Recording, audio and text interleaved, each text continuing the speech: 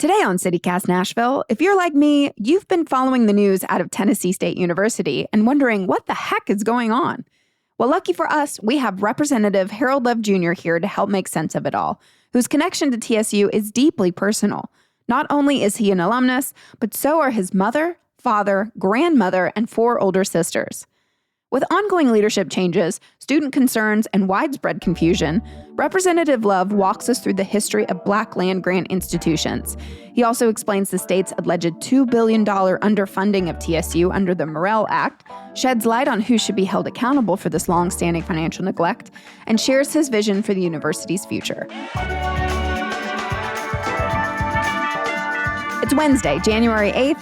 I'm your host, Marie Sizzle Anderson, and this is what Nashville's talking about.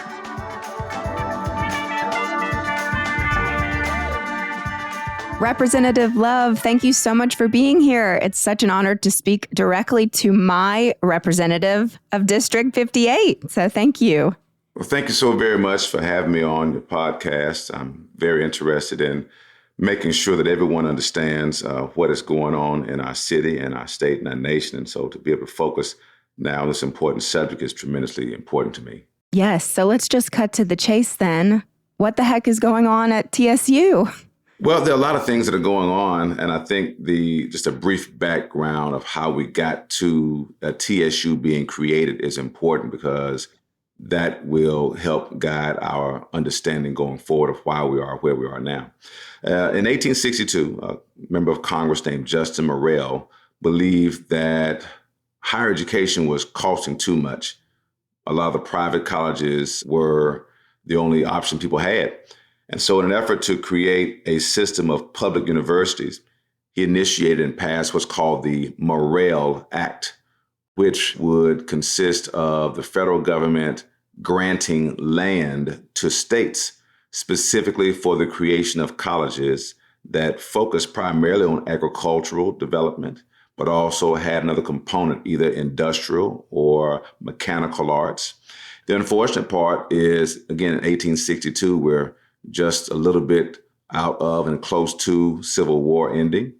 And a lot of the southern states did not allow African Americans to enroll in these colleges. So they were denied admission, and Justin Morrill found out about that, and sometime later in 1890 created a different pathway for African Americans to attend by creating a second set of funding for these same states with this one requirement in order to get the funding, that they could not deny anybody admission based upon race. This then is what's created what we call our Black land grants or 1890 land grants. The beautiful thing about this is that because of the federal law, it required that for the funding, there would be a equal amount giving for what we call our federal performance or federal formula grants. Land grants have this 3-tiered approach: teaching, research, and extension. Extension refers to the fact that what is taught and researched at the school is taken out to the larger community. Keep in mind, this is 1860, this is 1890. You didn't have internet, you didn't have telephones, you didn't have mail. And so if you're taking new innovative ideas out to the community, you must physically go out there. And so agriculture extension was, again, the 3rd tier. So federal formula grants were given to various states with the requirement that for every federal dollar that comes down, there must be a state dollar to match them. So the Morrill Act said, you can either take this money and allow African Americans to enroll or create a separate school for them, but you can't treat them any differently. So the schools in the South decided to create another institution just for African Americans. These schools were denied their money.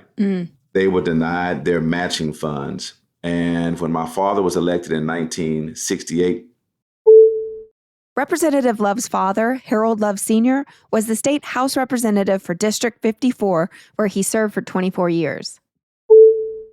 He and Representative Alvin King began researching the underfunding, and they put together a report in 1970 that detailed the extent of the underfunding. And over the decades that he was in and Alvin King was in, other Black caucus members were in, they attempted to get those dollars matched. When I was elected in 2012, one of the first conversations I had was with Dr. Reddy, who was the dean of the School of Agriculture at Tennessee State. And he said to me, he said, Representative Love, please, if you can, help us get our state matching funds. Now, imagine my surprise, because I thought it had been taken care of. And I talked to him, I said, what's going on? I thought the matching funds were secured by my father and others. He said they secured several of the formula grants matching funds, but we're still $1 million short in one of our funds. Oh, wow. So you've been at this for over a decade. This isn't a new problem. I had to explain to my colleagues much of what I just explained to you, because a lot of folks just didn't know about land grants and the federal requirement for matching. So in 2016, we finally got Tennessee State their complete match for their federal formula grants going forward. And we discovered that there were only one or two other HBCU land grants that were like this, that had their full matching dollars. Many of them still don't have their matching dollars. So we began to ask the question, if Tennessee State had not received its matching funds while I was in office, right, how far back does it go? We found reports from the university showing as far back as 2000 that they had not received their matching funds. And our initial analysis showed about $30 million in matching funds had not been given to the university. But then we began to dig a little deeper. And so every day I would go to the legislative library and I began to look at the research. I began to look at the budget books from 1957 to 2020. I looked at every budget book and identified how much was in the budget for University of Tennessee, Knoxville, and how much was in for Tennessee State when it came to land grant money. The problem was getting someone to really listen to this report was going to be difficult. Unfortunately, when George Floyd was murdered in 2020, many of us were upset about what happened. And in conversations with leadership in the State House, the question was asked, what is being done to negatively affect African Americans in Tennessee? Of course, I raised my hand and said Tennessee State's land grant money has not been given to them in full measure. So the Speaker of the House, to his credit, formed a committee and said to me, I want you to chair the committee. I want you to do the research. And I want you to find out exactly how much it is that Tennessee State has been underfunded. And we discovered, based upon our analysis, that over $544 million from 1957 to 2020 had not been allocated to Tennessee State in their matching funds. And what's important to note is this is without any computation on interest. This is not computing any time or opportunity loss. This is just the raw data numbers from those years. What's also important to note is that every year the Tennessee State did not get those matching funds from the state, the university, had to provide those matching funds so they would not lose those federal dollars. So some may ask, why would they keep doing that? Why would they keep digging money out of their revenues, digging money out of their money for building maintenance? Why would they keep raising money? And I imagine that every year that they did it, they thought that was going to be the last year, hoping that maybe next year somebody would actually put forth a measure to fully fund the university in its matching fund dollars. So we had a conversation with university leadership about what was the most pressing issue. And they said, listen, we have $318 million of deferred maintenance on the campus. We think infrastructure and deferred maintenance is the most important thing going on right now. And so we had that allocated in the state budget the very next year. Fast forward, Tennessee State has a huge enrollment of freshmen one particular fall, and the upperclassmen that were staying off campus decided to move back on campus. It creates a housing crisis. Tennessee State has more students who have been approved for housing than they have spaces for them. The university went and then sought an opportunity to use hotels in the area. They used, I think, 5 hotels to house the students, and this began to deplete their reserve funds. A lot of students were promised scholarships. Same year, the housing crisis, Tennessee State went from $6.4 million in scholarship offerings to $28 million in scholarship offerings, but they didn't have the $28 million to make those scholarships available for students. So you had a lot of students end up with debt on their account. You had students who ended up with account balances, some of $7,000, $10,000, and $30,000. And To date, I think students owe the university close to $54 million. To right-size the ship, university leadership used about $43 million of reserve funding in 1 year to balance the budget. So when the comptroller's office and the auditors began to look at the workings at the university, they discovered that they were pulling funds from other places and began to raise issues and began to have concerns about the board's oversight. And that's when you had this huge blow up about the vacating of the board, which happened earlier this year.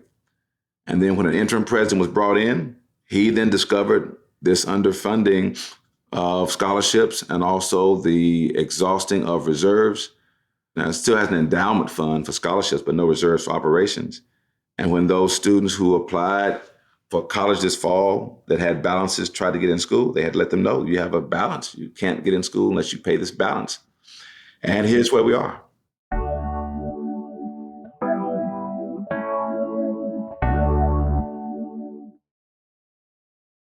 We're back with Representative Harold Love Jr., who has just given us a thorough explanation of how the financial troubles at TSU started, taking us right up to the situation today. Can you just go back and explain, though, for our listeners, the vacating of the board? I think that's important. So up until 2015, Tennessee State University, Austin Peay, Tennessee Tech, they were up under what's called the Tennessee Board of Regents. In 2015, the governor believed that it might serve every university better if they had their own governing board that was appointed by the governor, and created what's called the Focus Act, which created what they call local governing institutions. You need to pause here, though, and let members on your podcast know, even though it was a new board created, they still were going to be appointed by the governor and confirmed by the legislature. So by extension of the governor's hand, there was a creation of the board. And I use that term because the board members were appointed by the governor, so they are acting in place of the governor on these boards. There was also a space made available for a student trustee and a faculty trustee. So it's a 10-member board, 8 appointed by the governor, 1 appointed by the students, and then 1 from the faculty. So they all had terms of 2 and 3 and 5 years with the opportunity to either be reappointed or to be replaced at the governor's discretion. I think a lot of confusion came up when the board was going to be vacated because persons thought that the state of Tennessee was removing members and then replacing them with governor's picks. But these were always the 8 governor's picks. The governor always had an option to remove persons from the board if he deemed necessary, if he thought they were not working in the best interest of the university or the state of Tennessee. And this happens with all universities. And so the news cycle that was created was that the board was being vacated and replaced with the governor's picks. The original board was the governor's picks. Oh, okay. When we realized that the board was going to be vacated and there was nothing we could do to stop it legislatively, we had conversations with the Tennessee State University Nashville chapter of the Alumni Association, and they offered up names to the governor that he might pick for the new board. The legislature, persons like myself and others, said to the governor, listen, if you're going to vacate the board and you're going to replace them, at least will you consider making all your picks all TSU alums? And we end up getting that done. And I think it's important to note that people need to understand that when you're talking about legislation and things in policy, many times you cannot stop a bad action, but you can make it less harmful. So do you think the current board setup is in the best interest of the school? I think that the current board setup learned lessons from the old board, from the previous board, in the way that they are asking questions about operations.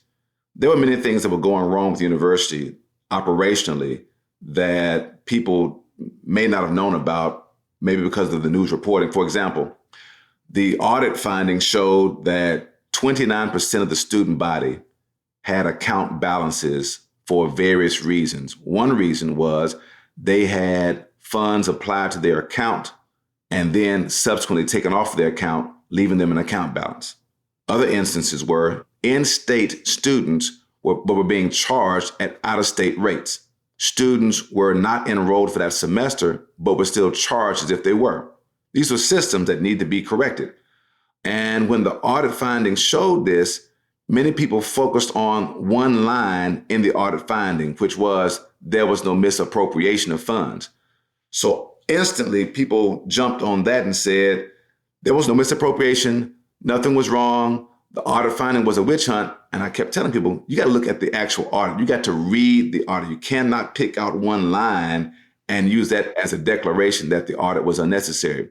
How much of the responsibility for this lies on former President Glenda Glover, in your opinion? I would say a good portion of it lies on the president and her administration. The reason I say this is because when you're in leadership, you have to take responsibility for the mistakes that are made on your watch, just as you take credit for things that are done well on your watch. Did the president go in and put these dollars on students' accounts and take them off? No, because the president does not run financial aid. But the president hired the person who is in financial aid office. The president hired the chief financial officer. And so as a leader, you have to take responsibility. If the graduation rate is below 30%, it's up to the president to put measures in place with their leadership to increase the graduation rates. If housing guaranteed more students than they had spaces, the president has to take responsibility. If they hired the person who kept letting students qualify and put housing deposits down. After President Glover stepped down, Dr. Ronald Johnson was named interim president last July. He abruptly resigned in December. Can you tell us why? I don't know all the details, but it's my understanding that when President Glover resigned, there was a contract that she had signed with the previous board, and there may have been some issues with that particular contract. And then Dr. Ronald Johnson signed an additional contract for Dr. Glover to be a special advisor or senior advisor to the president for $800,000 lump sum and then $212,000 for the next 4 years. I believe that what was stated was that there was a question about the legality of it because the new board was not aware of this contract. I think because of that and because of the questions with the board, there was a decision made on his part to resign. All right, I'd like to go back to the funding problems. So according to the federal government, the state reportedly owes the school $2.1 billion. It's clear that TSU is desperately in need of all their funding, as well as those matching grants that they've been owed for decades. Should the repayment of this be contingent on TSU's financial management? So I want to speak to the $2.1 billion because unfortunately everybody... They say that, but you've been giving us some other numbers. Right. So the report was based upon data collected from the National Center for Education Statistics that collects data from all universities, public and private. And from 1987 to 2020, they've been collecting data on graduation, enrollment, persistence, and funding. So what they looked at was basic state appropriations. They looked at how much Tennessee State got, how much UT Knoxville got. They looked at all the land grants. And North Carolina A&T, Florida A&M University, and Tennessee State University had the largest gap of funding between the two institutions. And the gap in those years is $2 billion. So the question becomes, how do you approach that funding difference? How do you make the case for that?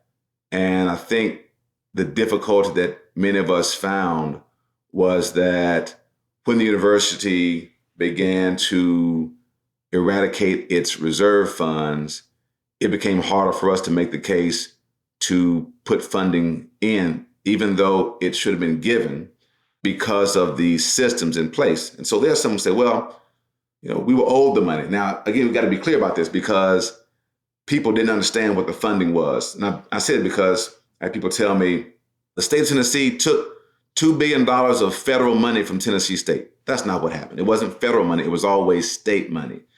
Had folks tell me Tennessee State had $2 billion taken and it was put in the bank and given to UT. That's not what happened. And so I try to clear up all of these misconceptions about the funding and where it went. One of the easier things we had to do with the formula grants was we could point to legislation that specifically said it had to be a one-to-one match. And so the issue is these are not federal formula grants. These are basic state appropriations.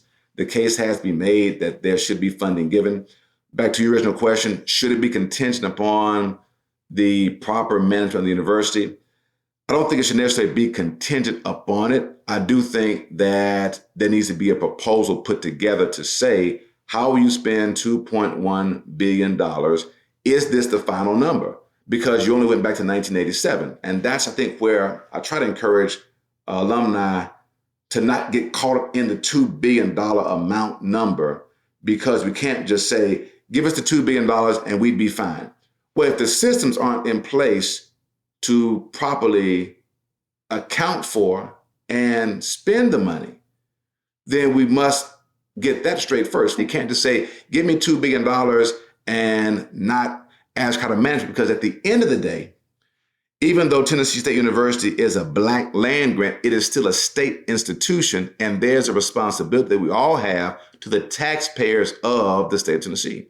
You sent a letter to the TSU community last month that reads, in part, "We can acknowledge past wrongs while holding ourselves accountable as we work toward a stronger future." Talk about what that means for current students and faculty. Unfortunately, because of the discovery of poor financial systems under the previous administration, I was noticing that the TSU community was being divided into two groups. There was a group that was said that Dr. Glover is responsible for this and the underfunding wasn't the cause. Another group was saying the underfunding was the cause and Dr. Glover was not at fault at all. So I had to tell both groups, two things can be the truth. One, the school can be underfunded. And two, the previous administration could poorly handle the money. And people say, well, no, that's unfair. And I reminded them that all these other presidents, though it was unfortunate they had to do it, found a way to manage in an underfunding moment and not deplete the reserves. I'm not here to vilify Dr. Glover or the administrators. I just deal in facts and information. If we can point to the fact that the reserves were depleted, that speaks to a system that was not working. I personally think that part of the problem was this. Once the underfunding was discovered, I think the university depended too much on the possibility of the money being brought in. I think the hope that the money was going to flow in fast caused them to make some decisions that were not sound. And so that's why I sent the letter, because people were out there just making statements. Give us the $2 billion and we'll be fine. Give us our money and we'll be fine. No, you got to fix the systems. If you have people who are there working and not getting paid, then that's a problem. If you have students who have a debt because somebody put some money on their account and made them believe that they were going to have a zero balance and then took it off later in the semester, that's a problem. I also wanted the TSU community to understand that there's some things being done that they don't know about. By that, I mean, there are many of us who are working behind the scenes, trying to fix the finances, and we don't have the luxury of telegraphing our plans on Facebook and on Instagram. People say, well, I want to come down to the Capitol. I want to talk to the governor. I said, you know what? Here's the thing about it. I don't make the governor's schedule, but I doubt very seriously that if you just show up down there and have a demand that you want to talk to the governor about the finance of Tennessee State, you may not be as fully equipped about all the finance that you think. But there are those out there who I do know were asking me for clarity on what direction we should go in. So I sent the letter out to let folks know we are working. We're not just sitting idly by, but I don't have the luxury of telegraphing my plans. What quarterback or running back or coach would send to the fan base all the plays they're going to run in the game on Sunday? As you mentioned in the same letter, the legislative session starts on January 14th. I'd love to know, what are your goals for the upcoming session as far as TSU is concerned? Well, we absolutely know that we must put some more money into the school immediately. $32 million was put in November. That would get the school through the spring semester. But we know that we need to put more money in there. So we're definitely going to have to get in and start immediately talking about pulling some money from another source to fund the school. We know the governor's budget will come out in February. My hope is that he'll put some money in his budget to fund Tennessee State University. I also want to encourage people who had doubts about the university's future to say, listen, we just had 2 buildings approved, 2 agriculture buildings for more than $63 million. If the state of Tennessee was looking at closing the university, I doubt very seriously that they would approve funding to agriculture buildings. Now, let me say this. I completely understand those in Nashville and across the country who can't put much faith in the legislature because the legislature has a history of discriminating against university in not funding it properly. I get that. But I tell folks, we got to start somewhere and we got to work. We can't just stick our heads in the sand and hope that it turns out better. We also can't just be out there choosing one path only. I've heard folks say, we should sue the state. We should have a lawsuit. I've told folks, that's fine. Take that course. I also point out to them that in Georgia, they pursued a lawsuit for the same kind of underfunding. It was withdrawn by the lawyers. In Florida, there was a lawsuit filed. The judge threw out the case. I'm not saying that would happen in Tennessee, but I say to folks, learn from these mistakes. If you're going to do a lawsuit, go ahead and do it. I believe the school should pursue, and students and alumni should pursue every route that they have available to them to rectify this underfunding. Well, before we go, I want to give you a chance to celebrate your alma mater and tell us about what makes it so great. What is TSU like? Why is it so beloved by all its alums? 1915, a young lady named Lillian Sinclair Love enrolled in what was then the Normal School for Negroes, which was a teacher training school that eventually became Tennessee State University.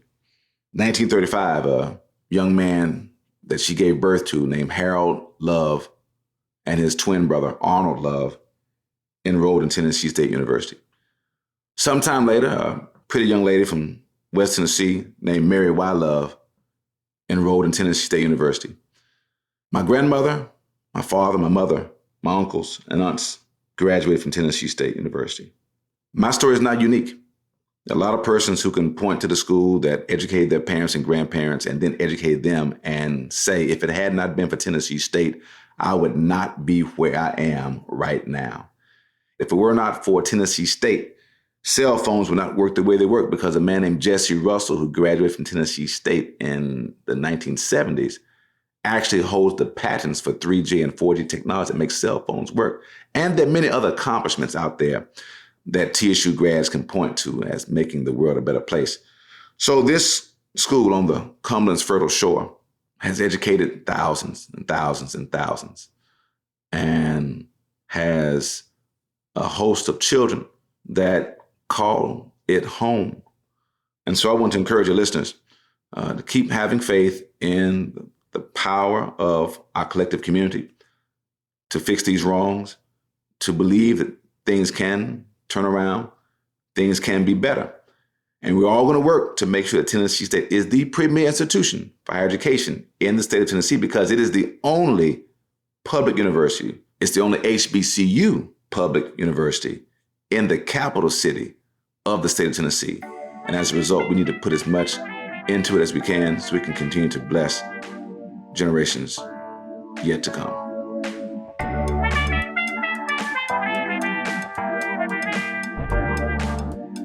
That's all for today here on CityCast Nashville. If you enjoyed the show, why not tell your friends? Rate the show, leave us a review, and subscribe to our Hey Nashville newsletter. We'll be back tomorrow morning with more news from around the city. Doodles!